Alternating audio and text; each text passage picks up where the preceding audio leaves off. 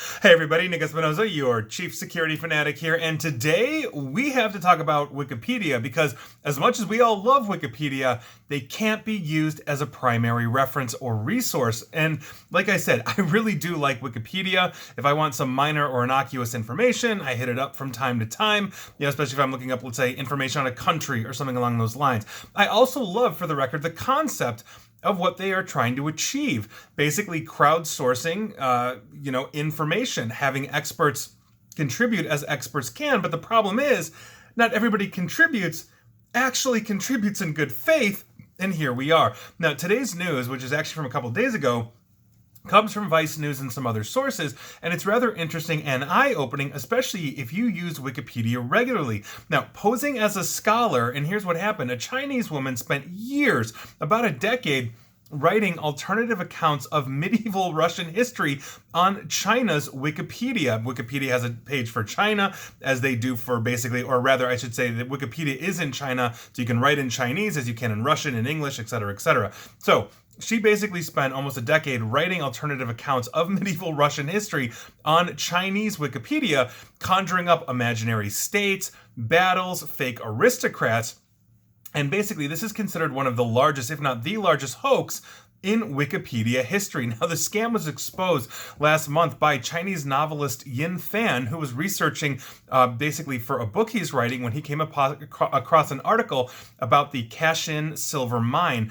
Now, according to the Wikipedia article that was written there, basically, this Kashin mine was discovered by Russian peasants in 1344. The mine engaged more than 40,000 slaves and freed men, providing a remarkable source of wealth for the Russian Principality of Tver between the 14th and 15th centuries, as well as subsequent regimes that followed. The geographical composition of the soil, the structure of the mine, and even the refining process were all basically fleshed out in detail in this entry. So this novelist Yin Fan thought that he had found interesting material for his book.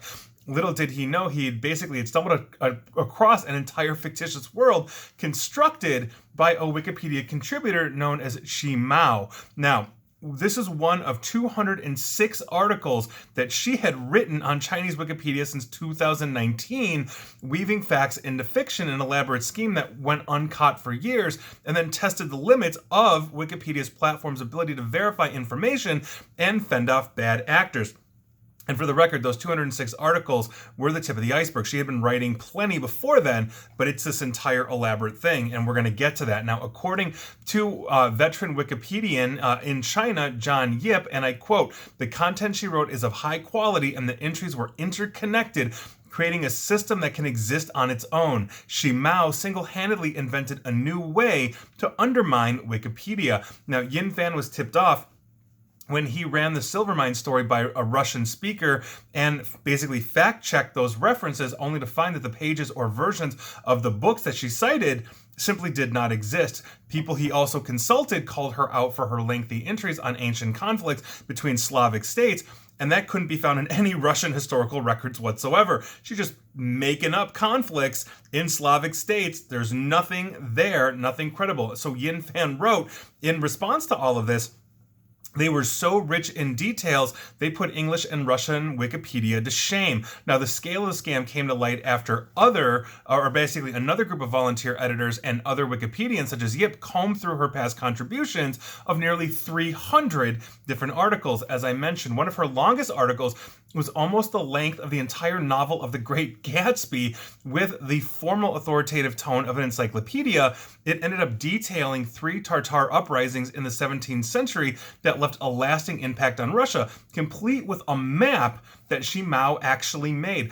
In another entry, she shared rare images of ancient coins, which she claimed to have obtained from a Russian archaeological team. One article she tampered heavily with was on the deportation of Chinese in the Soviet Union in the 1920s and 30s. It was so well written that it was actually selected as a featured article and translated into other languages, including English, Arabic, Russian, and others, obviously spreading the damage to the other language editions of Wikipedia, meaning you could have read that article because it was featured, translated into English, as I'm sitting here talking to you in English, and you would have gotten a complete false sense of Chinese deportations in Soviet Union in the 1920s and 30s. This is nuts.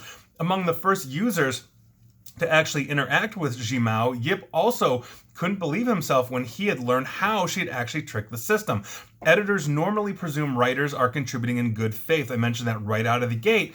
And this is according to Yu Chia, who's a volunteer that plays that role of patroller and rollbacker, if you will, who helped actually contain this fallout. This is one of the people that are policing Wikipedia, at least on the China language side.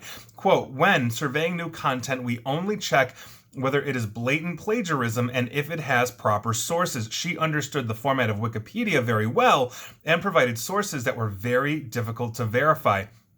Now, the content is only one aspect of her invention, because to create an air of credibility, Zhimao described herself as the daughter of a Chinese diplomat stationed in Russia who married a Russian man, and listed her academic credentials on her user profile, including a doctoral degree in world history from Moscow State University. Recently, she added that she was a pacifist and attached a petition to her husband supposedly signed that she attached a petition that her Russian husband, quote-unquote Russian husband, supposedly signed in protest of Russia's invasion of Ukraine. Now, Zhimao occasionally feigned humility and expressed disgust with things like fakery, the investigation also found that she controlled at least 4 sock puppet profiles. These are alternate accounts that she used to create an illusion of support.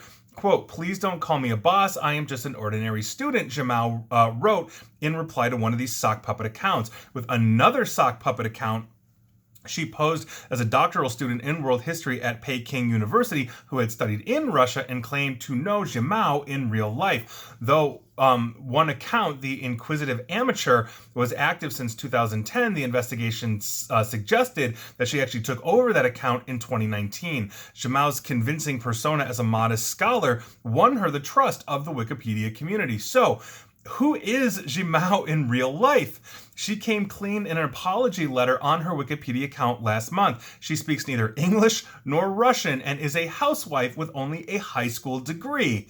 The hoax started basically with an innocuous intention. Unable to comprehend scholarly articles in their original language, she pieced sentences together with a translation tool and then filled in the blanks with her own imagination. And to quote her confession directly, as the saying goes, in order to defend a lie, you must tell more lies. Now, before long, they had accumulated into tens of thousands of characters, which she was reluctant to delete. These alternative accounts were imaginary friends that she quote-unquote cosplayed as when she was bored and alone, given that her husband was away most of the time, and she says she doesn't have any friends. She also apologized to the actual experts on Russia, who she basically had attempted to cozy up to and later impersonated. Quote, the knowledge I have right now is not enough to make a living. In the future, I will learn a craft, work conscientiously, and do not pointless things like this anymore. So there you go. But that's a direct quote. And so I think this is really interesting. And this is why you shouldn't use Wikipedia as a source for important information for research. I mean, I publish constantly. My editors never allow me to use Wikipedia specifically because of this. And I hate to say it, because I know there are a ton of people out there that write and curate Wikipedia in good faith. Overwhelmingly, that's who they are. But this isn't the first time that Wikipedia has had to deal with this type of thing, although obviously not nearly on this level. I mean, interweaving 200-300 articles to basically create an ecosystem of fake Russian history down to the details of things like soil composition. This woman had a ton of time on her hands. Like, my God, like you wonder, like, who writes these things? How do you have time to do this? Well, there you go. It's actually legitimate doctoral students and researchers, and it's apparently a bored housewife in China. This is absolutely nuts. But here are some of the more innocuous ones that, as I'm looking at this, because this is not the first time Wikipedia has made the news for putting out false information in some way, shape, or form. Some of it hysterical, some of it obviously not. Back in 2006, for example, the mustachioed man on the Pringles can, who's simply known as Mr. Pringles, really didn't have a name. So, a former Wikipedia editor known as Platypus Man decided to basically christen the mascot with a fairly simple prank. Platypus Man asked his former roommate to help him invent a fake name for Pringles, the Pringles mascot, and so they landed on Julius Pringles, which was a derivation of Julius Peppers, who was playing football on TV at the time as they were watching this. The duo then added a single line of trivia to the Pringles Wikipedia page, and I quote, "The man depicted in the Pringles logo is actually named Julius Pringles." Now, several years later, that lie actually came to fruition and became a reality. The name Julius Pringles was then confirmed by the Pringles mascot in an animated Facebook video. According to Platypus Man, the lie only reached this point because of his status as a Wikipedia mod, plus obviously a little luck. On another one, more serious, Israeli publication Haaretz actually exposed a hoax about a Warsaw, Poland concentration camp in World War II that never existed. And it was on Wikipedia for 15 years. They actually claimed to have executed or gassed over 200,000 people, mostly Poles and Jews, in this, and it didn't happen. It didn't exist. And obviously we have an absolute ton of information on legitimate concentration camps, but somebody put literally a fake concentration camp up on this. That's obviously a huge problem because it undermines the already established credibility that we know of what happened in the Holocaust.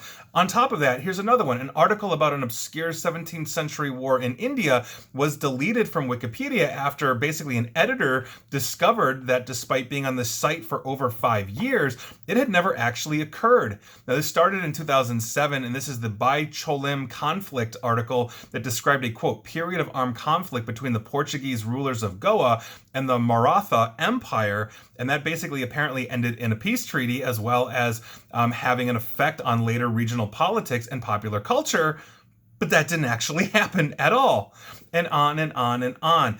So understand, especially if you're a student watching me here and you're going to Wikipedia, understand that there are sources that they cite. You can click the link, you can go to the actual source, verify the information, that you are going on. But when I was in college, Wikipedia, well, one, it really wasn't a thing, but when it did later on, most college papers won't accept Wikipedia as a source either because of these specific things.